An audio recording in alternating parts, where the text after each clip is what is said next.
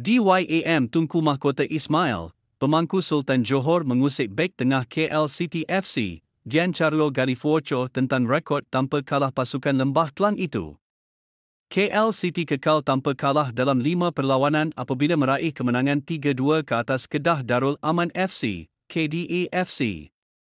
Paulo Josu dan Sean Gianelli masing-masing menyumbat gol buat The City Boys. Milos Gordic dan Fadzrol Daniel membalas buat Kedah. Selepas perlawanan, Garifuoco memuat naik gambar KL City kini belum tewas dalam 5 perlawanan di X. Ini mendorong Tunku Ismail memuat naik komen ini. Bila anda sampai 80 perlawanan, maklumkan kepada saya. Bekas bek tengah Melbourne Victory itu tidak kering gusi membaca usikan baginda. Pada masa sama, Garifuoco memaklumkan beliau akan berusaha membantu KL City mencapai penanda aras yang ditetapkan Johor Darul Tazim, JDT.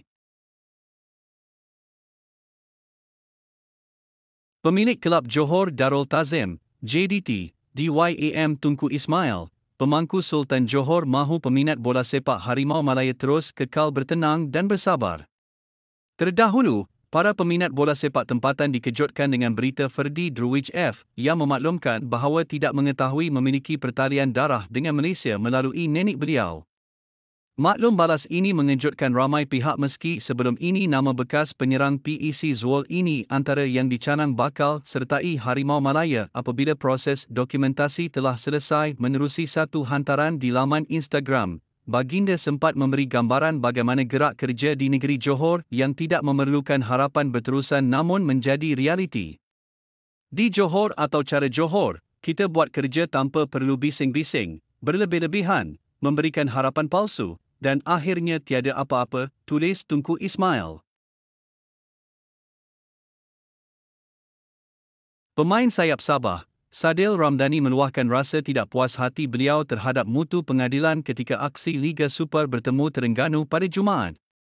Sabah terbang ke Pantai Timur untuk berdepan Terengganu dengan misi bangkit melakar kemenangan setelah terpaksa akur terikat seri dalam 3 perlawanan berturut-turut sebelum ini. Malah, pertemuan di Gong Badak ini menjadi tumpuan oleh kerana kedua-dua pasukan buat masa ini sedang bersaing bagi memburu tangga ketiga carta Liga Super yang dihuni Sabah ketika ini.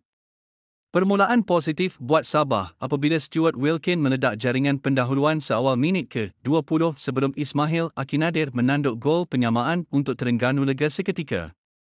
Pengadil teruk, malam ini kepimpinan kamu amat merugikan kami.